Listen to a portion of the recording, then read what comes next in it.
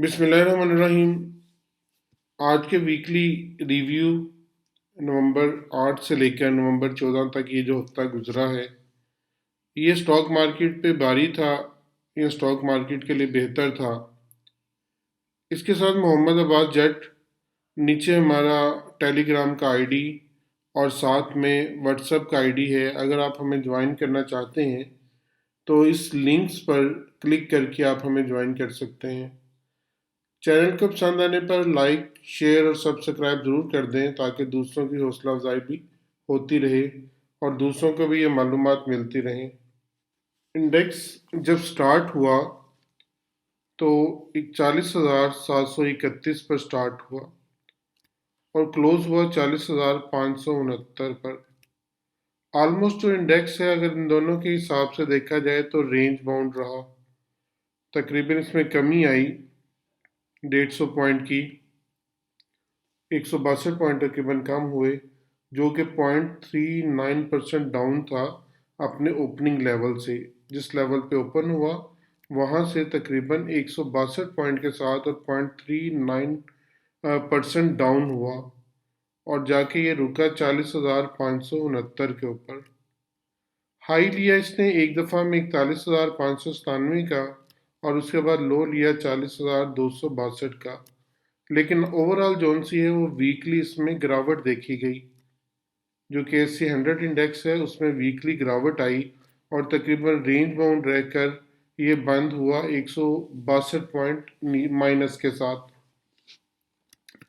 एक दफ़ा जब मार्केट ने 41,000 के लेवल को तोड़ा तो सबके एक दफ़ा चेहरों पे खुशी आ गई कि मार्केट अब जोन सी है वो बाउंस बैक हो जाएगी। अब 41,500 के लेवल को तोड़ने की वजह क्या बनी कि आपका जो इकोनॉमिक डाटा है उसमें हायर फॉरेन एक्सचेंज के रिजर्व्स जोन से हैं वो बढ़ गए और जो लोकल मैन्युफैक्चरिंग है, लार्ज स्केल मैन्युफैक्चरिंग है, उसकी आउटपुट भी इंक्रीज हुई 7.65% सितंबर के लिए। और जो सेल डाटा ऑटो सेक्टर में उसके बढ़ने से एक दफ़ा ऑटो सेक्टर में भी बूम आया, जिसने तकरीबन 14% रेमिटेंस भी शराकतदार बनी इसको ऊपर लेके जाने में। ईयर एंड ईयर बेसिस पर जो 14% रेमिटेंसेस बढ़ी, तो इन सब ने मार्केट को ड्रैग करके और 41,597 तक पहुंचा दिया।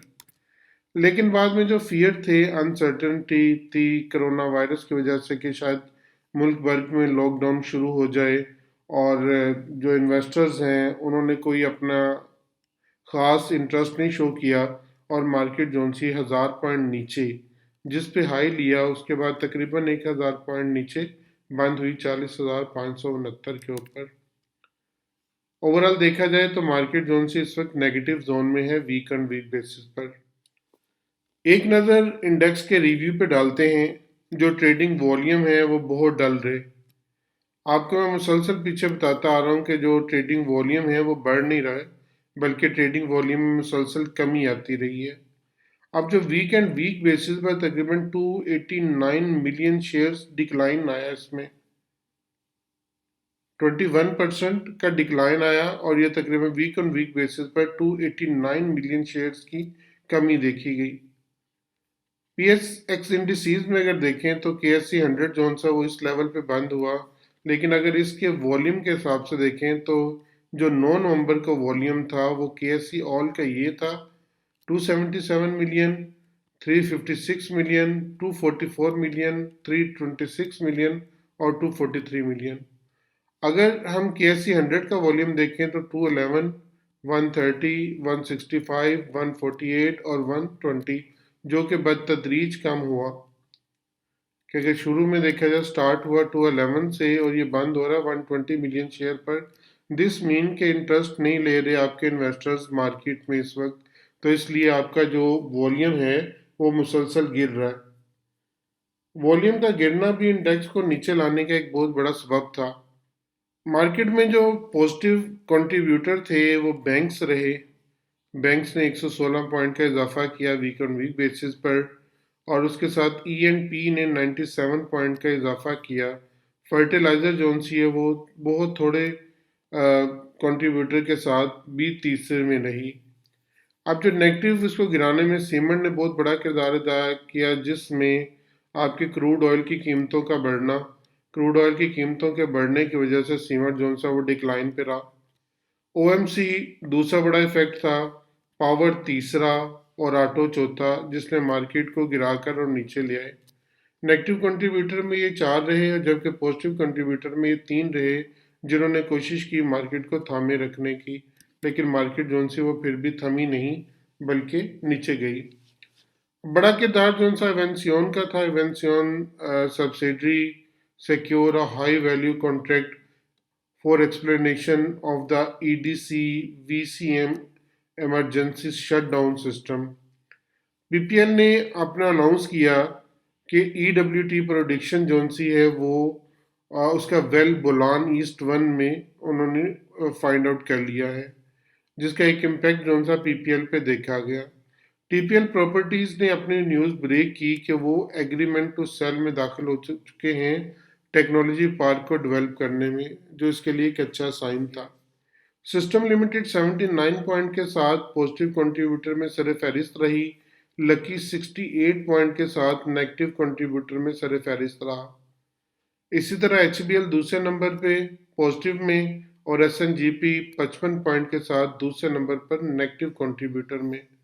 एमसीबी बैंक जोन सा 48 पॉइंट के साथ तीसरे नंबर पे और पीएसओ जोन सा है वो 34 पॉइंट नेगेटिव के साथ नेगेटिव कंट्रीब्यूटर में। यहाँ पे अगर देखा जाए सिस्टम लिमिटेड जोन सी है वो टेक्नोलॉजी की कंपनी है, जबकि ये तीनों बाकी बैंक हैं जिन्होंने मार्केट को थामे रखा।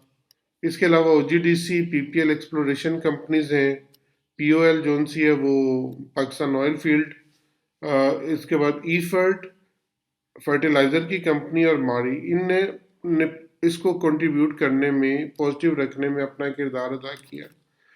अगर देखा जाए तो एक कंपनी यहाँ पे है जो टेक्नोलॉजी की और दूसरी कंपनी यहाँ पे टेक्नोलॉजी की जो सबसे नीचे है।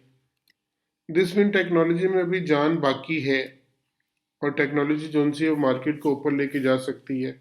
और हो सकता है कि नेक्स्ट पॉजिटिव कंट्रीब्यूटर में यहाँ पे आपको सिस की जगह पे एवीएन नजर आए, तो कोशिश कीजिएगा एवेंसियोन में अपनी अगर इन्वेस्टमेंट करना चाहते हैं तो आप एवेंसियोन में अपनी इन्वेस्टमेंट कर सकते हैं। ये आपके लिए एक टिप है। तो वीकली जोन से हैं फॉरेन इन्वेस्टर और लोकल इन्वेस्टर्स का पोर्टफोलियो इन्वेस्टमेंट में क्या फ़र्क पड़ा।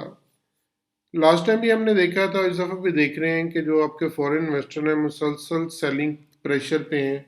उनका जो सेल जोन है बाइंग जोन से बड़ा है, तो इस वजह से जो इनका नेगेटिव इम्पैक्ट आ रहा है, तो नेट में जब ये -7.36 के साथ माइनस में है, जबकि आपके इंडिविजुअल इसी तरह जो उनसे अभी तक बाइंग साइड पे हैं, कंपनीज बाइंग पे हैं, बैंक्स बाइंग पे हैं, एनबीएफसी जो उनसे वो बेच रहा है, लेकिन आपका म्यूचुअल फंड इसमें सबसे बड़ा जो लोकल इन्वेस्टर में सबसे बड़ा सेलर है, जिसकी वजह से मार्केट जो से एक दफ़ा हिल गई थी एक दिन और बहुत लंबी इसने रेड कैंडल बनाई। तो म्यूचुअल फंड भी इस वक्त आपका सेलिंग पे है, अपनी चीज़ों को मुसलसल निकाल रहे हैं। अदर्स भी सेलिंग पे पे इतना फ़र्क नहीं पड़ रहा, लेकिन दो बड़े जो उनसे ख़रीदने वाले हैं वो इंडिविजुअल और बैंक्स हैं, जबकि बेचने वाला सबसे बड़ा जो सा वो म्यूचुअल फंड है। बाकियों के दरमियान इतनी ज़्यादा आपको फ़र्क नहीं नज़र आ रहा। अब अगर देखा जाए कि फॉरेन इन्वेस्टर अगर ख़रीद रहे हैं तो किस चीज़ को ख़रीद रहे हैं। पूरे वीक के दरमियान पावर में इन्होंने अपना इंटरेस्ट शो किया और पावर में ये प्लस में है, साथ में टेक्नोलॉजी। लास्ट टाइम भी हमने देखा था कि टेक्नोलॉजी को फॉरेन इन्वेस्टर जो उनसे मुसलसल खरीद रहे हैं। टेक्नोलॉजी में इन्वेस्टमेंट देखें म्यूचुअल फंड की भी है। म्यूचुअल फंड भी तकरीबन $1.05 के साथ इस वक्त टेक्नोलॉजी को खरीद रहे हैं और बाकी जो उनसे इंडिविजुअल भी बेच रहे हैं, कंपनीज इसको खरीद रही हैं और इसके साथ इंश्योरेंस कंपनीज इसको बेच रही हैं। लेकिन टेक्नोलॉजी जोन से आने वाले वक्त में आपका एक बहुत बड़ा जाइंट बनने वाला है, तो कोशिश करें टेक्नोलॉजी में अपनी इन्वेस्टमेंट करें, ख़ास तौर पे एवीएन में। एवीएन जोन से इसको बहुत अच्छा लग रहा है और एवीएन को आप ले सकते हैं फॉर फ्यूचर प्लानिंग के लिए, और इसमें एक अच्छा इंशाल्लाह अल्लाह ताला से बहुत उम्मीद है कि आपको एक अच्छा प्रॉफिट दे जाएगा। सेकंड इन्वेस्टमेंट है इनकी फूड में। फूड को ये मुसलसल जो सा वो ख़रीद रहे हैं, इन्हें पता है कि आने वाले वक्त में फ़ूड की क्या अहमियत है, लेकिन हम लोग जो से वो फूड को मुसलसल बेच रहे हैं।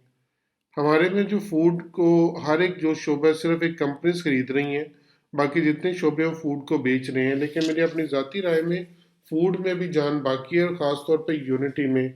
यूनिटी, TOMCL और अल शहीर कंपनी, और इसके साथ जो FFL है, ऐसी कंपनीज हैं जो आपको आने वाले वक्त में एक अच्छा मुनाफा दे सकती हैं।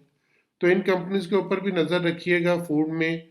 एक नज़र मेजर न्यूज़ पे डालते हैं कि आप देखते हैं कि पाकिस्तान में जो रेमिटेंसेज हैं, जो हमारे भाई दोस्त बाहर बैठे हैं मुसलसल पैसा पाकिस्तान में बेच रहे हैं, और उनके पैसा भेजने की वजह से इस वक्त पाकिस्तान की रेमिटेंसेज जो सी हैं वो 2.28 बिलियन बढ़ी हैं अक्टूबर में, जो कि 14.1% ईयर एंड ईयर बेसिस पर इजाफा है, और बहुत अच्छा इजाफा है। ये बेसिकली आपकी गवर्नमेंट पर एतमाद का एक इजहार है कि लोग अपने पैसे को बाहर नहीं रख रहे बल्कि पाकिस्तान में भेज रहे हैं।